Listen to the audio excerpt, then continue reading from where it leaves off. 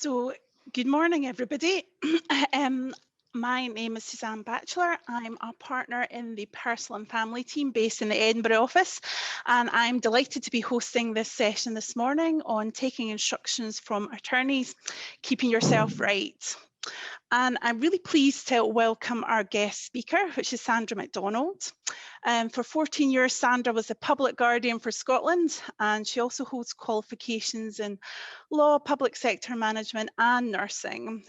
Sandra now has her own business, and this offers mental capacity, incapacity, advice and training, and she's able to draw on the breadth and wealth of her experience as Public Guardian. And in Sandra's session, she's going to be covering capacity, supported decision making, looking at the power of attorney itself, and also the adults within capacity principles. In that, Sandra is going to be joined by my colleague Lisa Law. Lisa's a legal director based in our Dingwall office, and Lisa's practiced exclusively in the Highlands and Islands since qualifying as a solicitor back in 2007. She's a leading personal lawyer in the Highlands, and she's particularly recognised for her expertise in adults with incapacity matters. She does specialise in a range of personal matters, and she assists clients from all walks of life, including those with quite complex needs. Lisa also delivers regularly lectures and trainings to the medical profession and local charities. And Lisa's also accredited by the Law Society of Scotland as a specialist in incapacity and mental disability law. So Lisa's joined our expert teams across the country in Edinburgh, Glasgow, Aberdeen and now Dingwall. And Sandra and Lisa both know each other well, serving on the Law Society of Scotland Mental Health and Disability Sub. Thanks, Suzanne, and good morning to everybody. My name is Sandra MacDonald, and Suzanne, I think, has given me the introduction that I need, so I'll go no further. I was invited to speak, and when I heard the audience, I thought maybe the best angle would be how to keep yourself right when you're taking instructions from attorneys. Obviously, it's a little bit of a sort of gallop through because of the time available. So if there is anything that you feel actually it would be really interesting to hear more about that, either speak to me directly or ask Brodie's and indicate we would like a full session on that rather than just the edited highlights. But as Suzanne said, the things I'm going to cover today are these, and picking out the sort of key matters. Each of these is probably an hour's plus session in itself, but picking out the key matters that I think, well, sitting in your shoes, what might I need to know? What might be the right things to keep me right? So starting with capacity. The first thing is that there has to be a presumption of capacity. So I'm thinking here that if your client is a person now who maybe has dementia and you've been working with them for many years maybe, or potentially it's even the first time you've dealt with them, but you know, or you've been told that they've got a dementia or a type of illness that might take away their capacity, excuse me, you have to start, you have to start with the presumption that they do have capacity, and not from the other way around. I have to say sometimes there is a temptation for people to start with they must be incapable, and I'll work backwards to satisfy myself that they are capable rather than the way that the law requires. So you would start with assuming that they're going to be capable of having the nature of the conversation that you need to have with them. Obviously, it may be that you need to adjust what you say and how you say it, but we'll come on to that. The next thing to point out in relation to capacity is that capacity is decision specific. So in your case, it might relate to decisions that they're going to make about their finances, or particular sort of agreements that you have had contact with them on. So it doesn't matter if they can't decide where they live or what accommodation they have, whether they go into care, whether they have particular treatment, whether they have the COVID injection or not, because that's a common question at the minute. for you, their capacity is specific to the decision that you wish to make, that you're working with them on. Obviously, there's a particular way of testing capacity which you're not expected to have to know. I think it is fair to say, though, that most people would use their gut instinct, and you get to know when you're talking to a client whether the nature of the conversation that you're having with them is something that they're following, or whether they seem to be phasing out or not motivated, and you begin to think, are there some issues here? So pretty much my last slide talks about, what if they don't have capacity then? What if I do have these anxieties? So for these first section of slides, they're all right. They're all assuming it's good to go. So you're working on a person who you presume has got capacity, and capacity to make the decision in question. Capacity is not a spectrum. It's not something that starts with, we're all completely capable today. We have full capacity, and then at some point on our life's journey, we pass a tipping point, a seesaw, and we go into total incapacity. Indeed, any one of us may have capacity some days and have an element of lack of capacity other days. But certainly a person with an illness that could affect their capacity is likely to have a lot of fluctuation like that. And some days may be good, some days not so. Some times of a day may be related to when they've had their medication, or when they've had food, or just generally how their illness is presenting that particular day.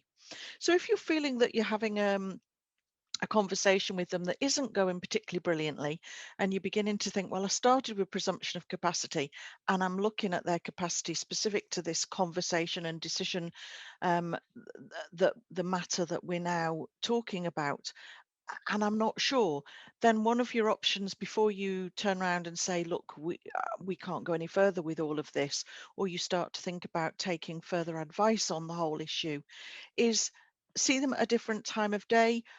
Ask their carer if they have somebody, a loved one with them, is this particular for them? Is this usual?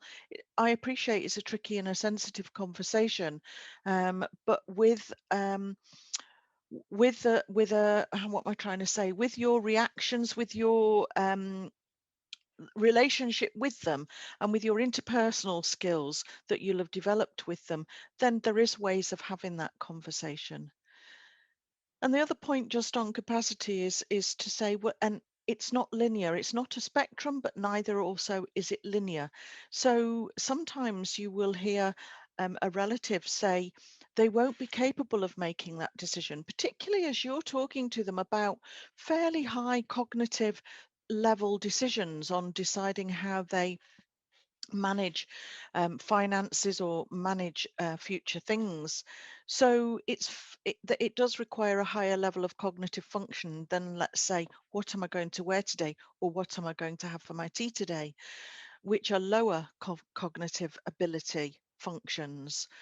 So a relative who struggles with working out what they're getting decisions from them about what they're going to have for tea, or what they're going to wear, may automatically assume that they won't be able to make the sort of level of decision that you need them to make, and they're almost putting you off from the outset. But it isn't neatly linear like that, and you may well find that they can make a higher level decision when they haven't been able to make lower level decisions. Do have some examples of that which I would give in the hour long, but I want to move on just now.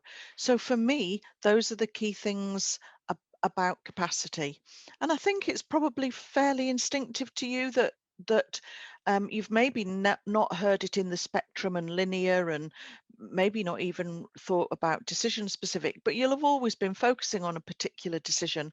And I think you probably will have started with presuming your client is capable anyway. So you're probably feeling, oh, well, this is okay. Why did I join this seminar? Tick, tick, tick, tick, tick. So hopefully you feel fairly comfortable with capacity. Just so as you can see the actual definitions of capacity.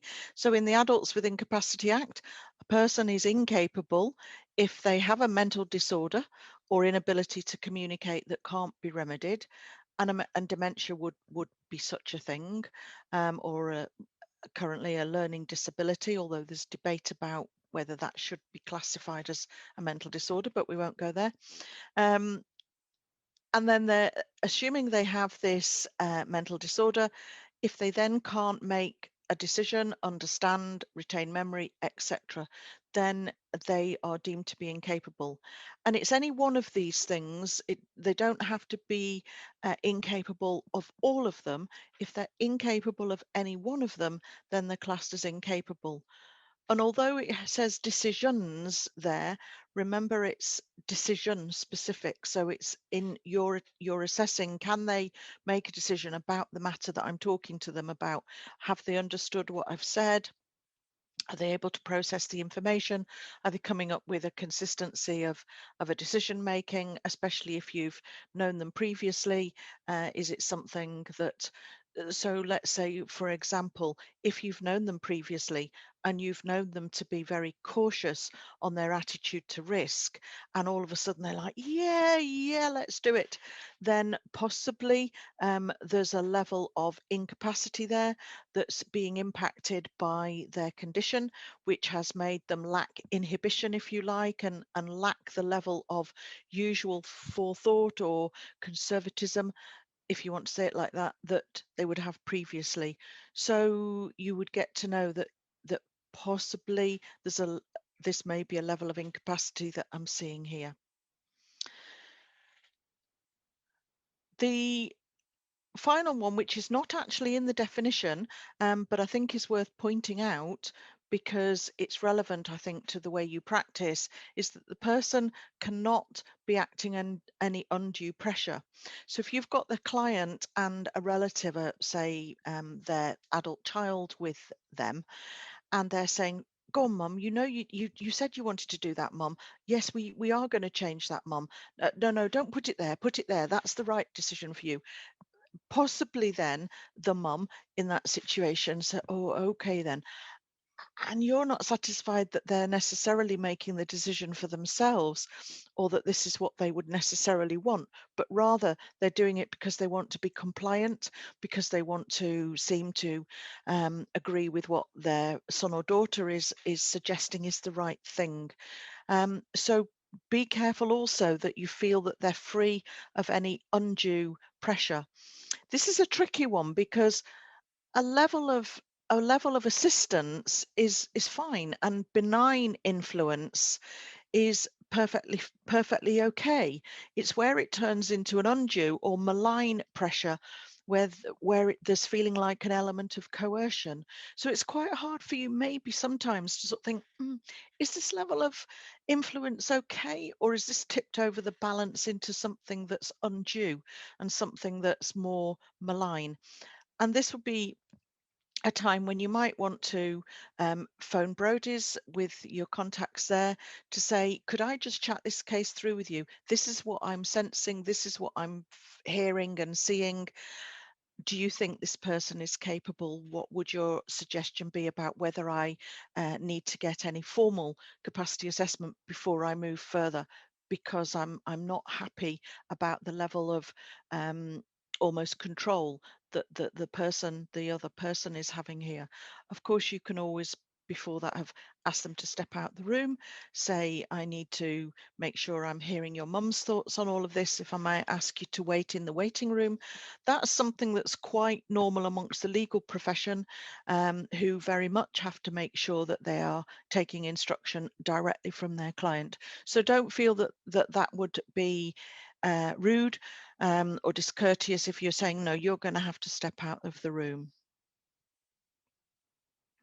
So that was a whistle stop through capacity, which is a massive topic and takes many clinicians and lawyers years to feel comfortable with. You've had it in 2 minutes, 3 minutes, or whatever. So thinking now about supported decision making. I'm not going to go through this slide, you'll be pleased to know, but you will have access to the recordings. So here's ways in which you can support the person to make their own decision. And we are required by virtue of the United Nations Convention on the Rights of Persons with Disability. And disability in that sense includes a cognitive or impaired intellectual functioning, including zero intellectual ability to function.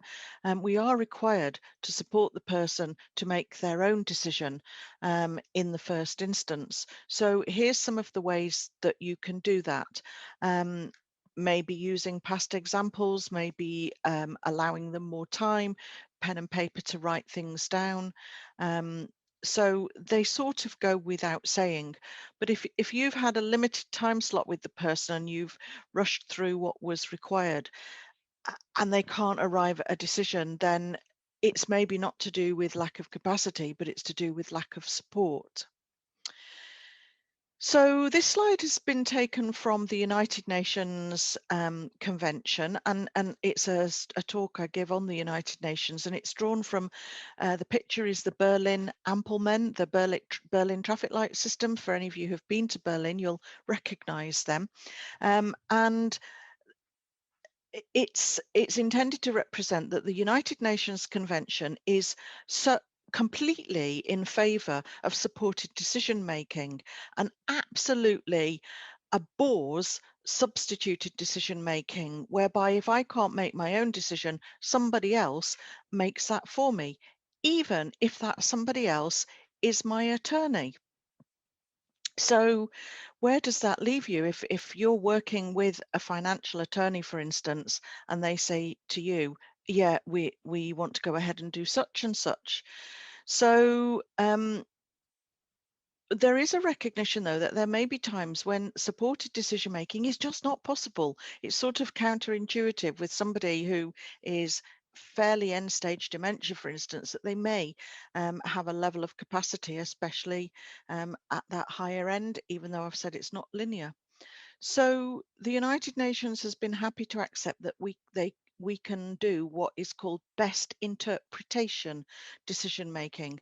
Be very clear that this is not best interests. If any of you are listening from England, England have a best interests test that doesn't exist in Scotland. So this is not best interests. We're not doing what is right by the person, what we think we believe is in their best interests, but rather what is the best interpretation of where they themselves have gone. So this is really helpful if you already know the person, because you're likely to have an idea of what the best interpretation of their thinking and their conclusions might have been. But first of all, you have to satisfy yourself, have we offered them every support? Is there anything else we can do to give them more assistance in order to give them confidence, or to give them time, to give them ability to be able to make this decision for themselves? So answer no, yes, we've done everything, and no, they still can't make this decision. So do we know what their past wishes would have been, what their past feelings on something would have been? I didn't put that there, but the law requires wishes and feelings. And do we know what their current views are? Also, for you, it's important to understand the dynamics at the minute. Are they about to go into care? Do they need a release of capital that they haven't already got? What age are they? So the same sort of things as you would do for any client when you may be financial planning. And is there a statement of wishes? Increasingly, people are doing a statement of wishes, which gives a clear indication of what their values are on things. So it might help you to know, if you're doing an investment portfolio, would they just want ethical investments? What are their views on their ethical position on things? So trying to get a best interpretation from past examples, maybe, or by asking their loved one or their attorney, what would that person's views be? Not what the attorney believes they would want for themselves, but what the person would want. Can we glean? And can anyone else offer a view? So if you feel that the attorney is maybe being too conflicted here and is not thinking clearly enough, is there anyone else that's not connected to it that is able to offer you. Often a very good friend is helpful here. It may be it may be a partner, because quite often there's a man and wife, let's say, and they have offered power of attorney to the next generation down, not to each other, protecting their interests for either of them potentially losing capacity. So it may be that you're dealing with the adult child, but actually the partner may have a view on things, or the partner may be one of your clients as well. And you know that as man and wife, they've generally gone down the same route with things. So it might give you a better idea of how the person themselves would likely have gone if they were able to make the decision. And now we'll come on to principles, because the decision also has to meet with the principles of the Adults with Incapacity Act, so we get those last. Just looking at the power of attorney itself, you can get a copy of the power of attorney. You're entitled to that. So if you're dealing with somebody who says to you, I'm the attorney, and they don't have a copy of the power of attorney, then you have to be suspicious. There is a public register which you can access by phoning the Office of the Public Guardian to establish for yourself who is there an attorney, and indeed who is the name of that person. So you're entitled to a copy, and the powers that the person has been granted are spelled out in the power of attorney. So you'd be able to see for yourself that they had the necessary power to make the decisions that they're liaising with you on, or negotiating with you on. There is usually, pretty much in every single case, also what's called a plenary power, which is a sort of catch-all, everything I would have been able to do myself, including these things that are then spelled out. So even if you don't see it in the bullet pointed list, have a look and see if it would fall into the plenary power of everything that the person would otherwise have been able to do for themselves. Then you need to look at what is the authority of the attorneys. If there's more than one attorney, if there's, let's say there's two, have they been appointed jointly and individually, or jointly and severally, it might be referred to. And in which case you can deal with number A or B, person A or B, because they can both act individually. But it is good practice for you to say to A, have you spoken with B about this? What are B's views about this?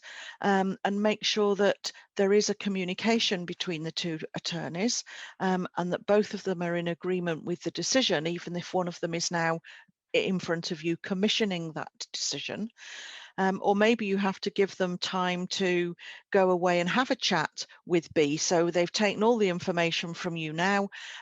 They sort of think where they want to go with it, but you encourage them, well, look, go away, have a chat to person B, come back next week, and let's take it from there. So encourage the communication between attorneys.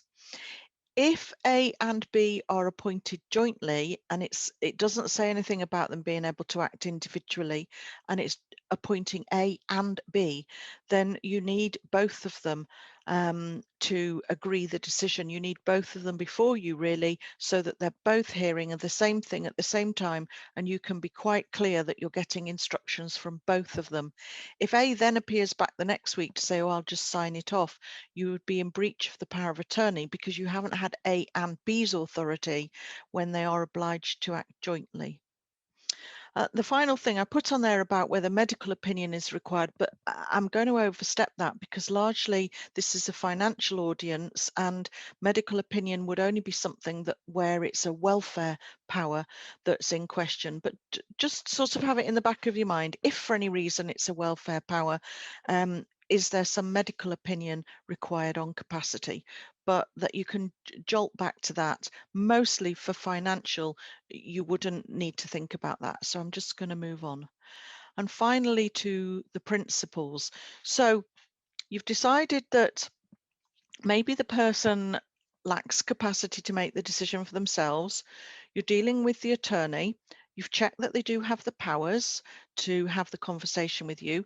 You've checked that you can take instruction from person A, and you don't have to have person B there because they are appointed jointly and individually. You've satisfied yourself that you and they have tried to do what you can to support the person to make their own decisions. And none of that's been viable up to now. So you're now sitting advising A and advising them exactly as you believe the client would, what is right for the client, not what A wants, not what A believes is right if it were them, but what A believes is right for their mum or whoever it is. And you would gauge that from what they were saying about mum's situation, mum's past decisions. And so here's the advice you're giving them, but it has to align with the principles of the Adults with Incapacity Act, where you're dealing with an adult with incapacity. So there has to be clear benefit for the individual. It has to be the least restrictive option consistent with achieving what you want to achieve.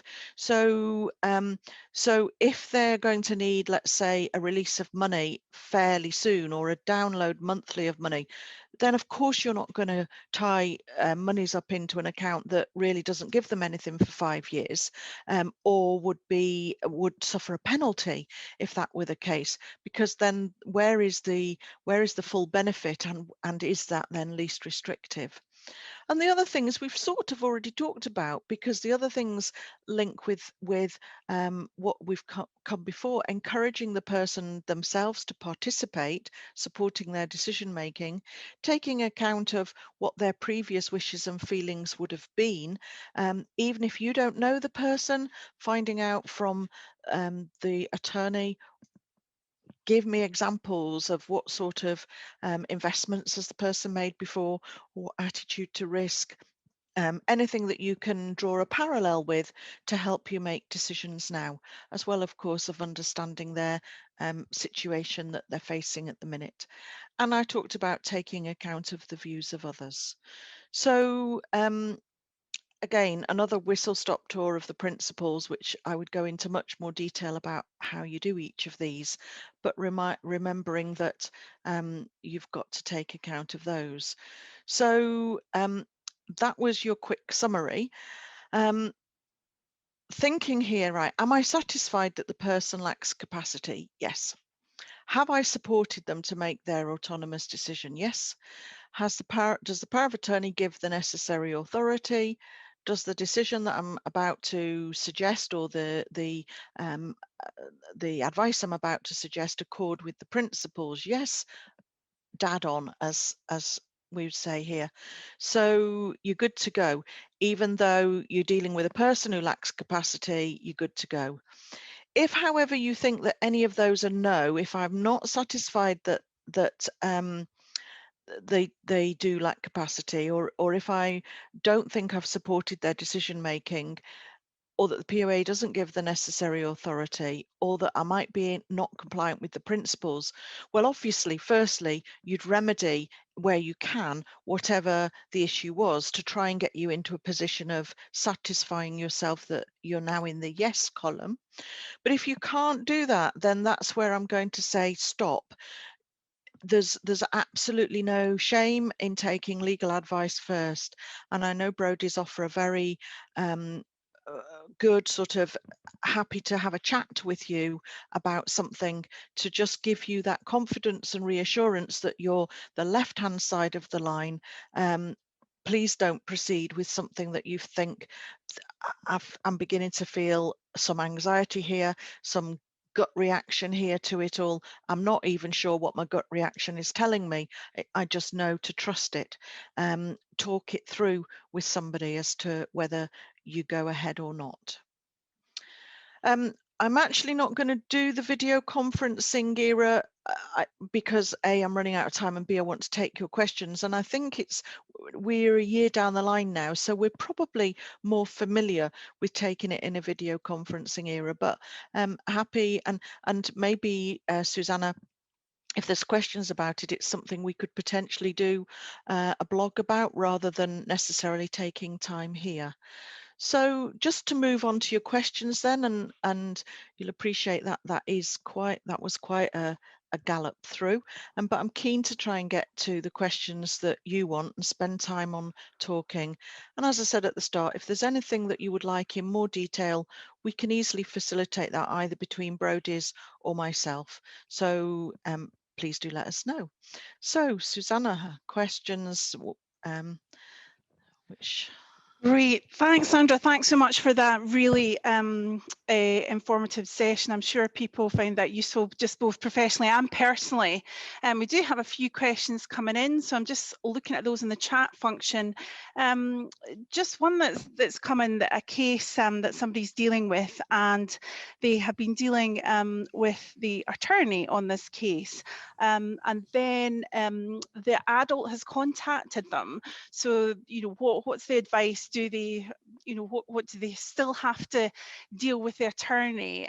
Interested in both Lisa and Sandra's view in that. Lisa, maybe do you want to comment on that situation? Yes, absolutely. It's something we do sometimes see. I think the first thing to be considered is whether the person has got capacity. And as Sandra said, we should always presume capacity unless you've been advised otherwise. If you're not sure, maybe speak with the client again, speak with the family, speak with carers. The attorney should have met with the grantor to discuss the power of attorney. They shouldn't just take over. And as Sandra said, the adult should always be encouraged to carry out as many skills as they have, supported if required, but certainly not substituted. I think, again, as Sandra said, it's also important to know that some adults will be able to express their feelings clearly, even though they might not have the capacity to take that action or decision. And the attorney at all times must carry out the grantor's instruction, and that must be without undue influence. And maybe Sandra, I wonder what you would think on that. I think there's nothing particularly more to add to that. I agree. Nothing precludes you from now speaking to the adult if you've already begun to have a conversation with the attorney. I think the difficulty comes if they don't agree with each other and you've already started down one pathway because that was the attorney's instruction to you, and now the adult is either wasn't aware of that or has become aware of it and disagrees with it, and you're beginning to get yourself into a bit of a complex situation. That would be one of the ones where I'd say potentially you want to stop first and chat to Brodie's first to say, here's my dilemma, what do I do? Just so that, particularly as well, quite a lot of adults in the early stages of their dementia, of a dementia, do get a paranoia element to it. So it may be that they have an incapacity as a result of their condition that's taking them down one road that you don't actually appreciate at the minute, because they don't necessarily appear to have that level of paranoia. So you're actually then potentially beginning to hear the instruction of an incapable person when the attorney was giving you capable instruction. So that does get quite tricky. I think also to look at is consistency. What are the past and present wishes of the adult? What has the adult done in the past? Is what they're saying to you consistent with what they've said in the past? And as Sandra touched on, they may have been a cautious investor and they're now got quite a risky head on and saying, just go with it. Or it could be the other way about. They have been a cautious investor and indeed the attorney's coming in and doing something which is quite risky, and the adult may come back saying, I don't want that to be done. So looking for consistency in past and present wishes of the adult and feelings. Absolutely. And then another question that's coming, I think, sort of picking up from when you were talking about the power of attorney itself, Sandra. If you've got a situation where you've got two attorneys and they've got exactly the same powers, but actually you're getting different instructions from those two attorneys, and that was obviously a difficult situation for advisors. Just interested both. Lisa, do you want to comment on that first again? Again, that is a very difficult one, and both attorneys, you should speak to them and encourage them to speak to each other in the first instance. And again, has the client got capacity? Are we going to be able to take instruction from the client? If they don't, then they really need to speak to each other and encourage them to speak. And check out if if they've, as I mentioned about, have they got to act jointly, or can you take instructions from one of them? And as Lisa says, if you've known what the consistency and what the past views are of your client previously, that might help you look at whether your preference would be for A or B, and maybe that would alter your conversation. At the end of the day, you can seek court direction on things, or an attorney can seek court directions on things, but that would be definitely one of the things where I would say stop, because you've got into a complex, and speak to one of the lawyers at Brodie's and say, is this something we should be seeking direction on? Because we've got such a difference of opinion here, but we do need to find a way forwards. How best might we achieve that? And then on a similar theme that's coming from the chat bar about, you know, what point the attorney is actually issued with the power of attorney, and can you be sure that the grantor is actually ready for the power of attorney to be used, and taking instructions on that basis? I think the issue of the power of attorney can be at various stages. So some people are happy for the attorney to have the power of attorney from the get-go and ask for it to be sent to them as part of the registration. Some people register it right at the get-go. Some people don't want it registering till later. So it's hard for you to know just at which point on this whole journey it is.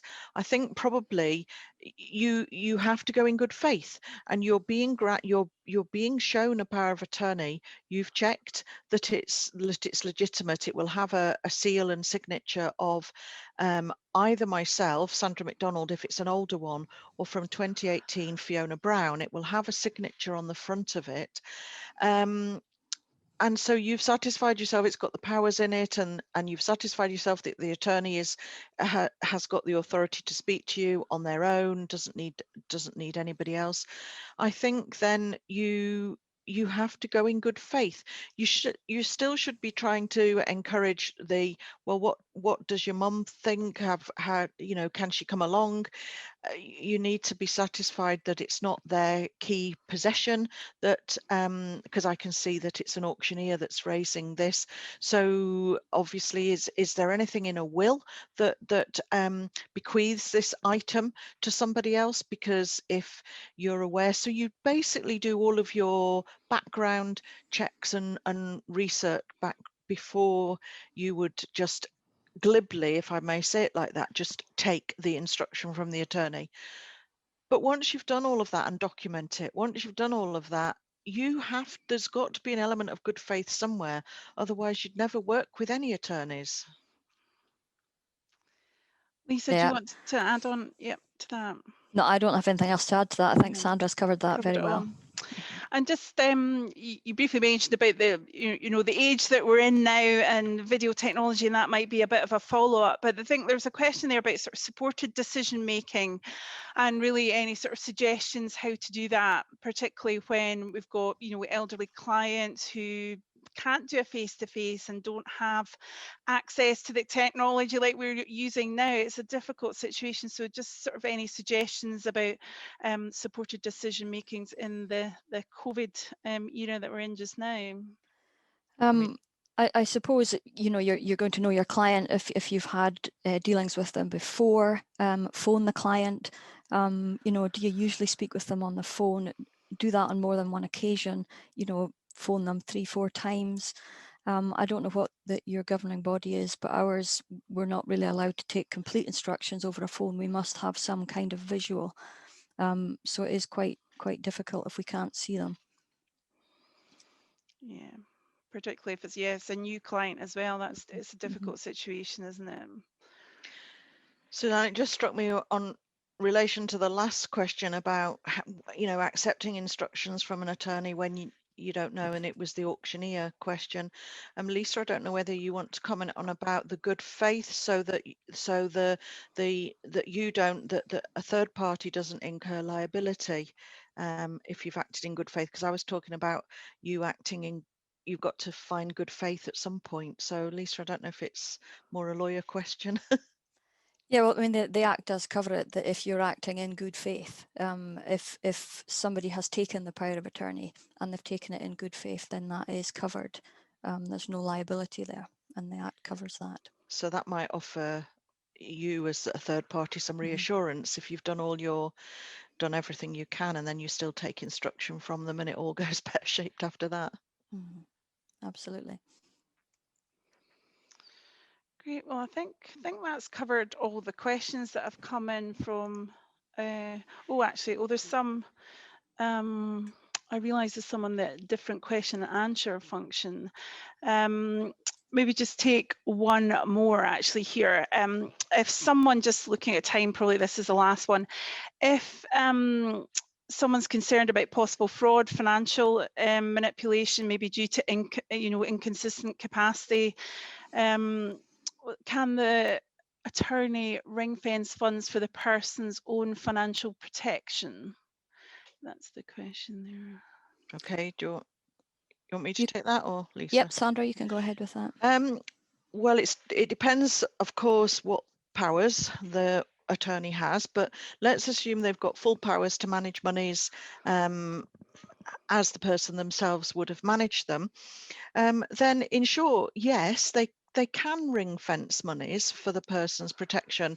But I think before you would, if you're the person that's advising them on that, before you would say yes to it, let's do it, it really does require you to understand the full situation better.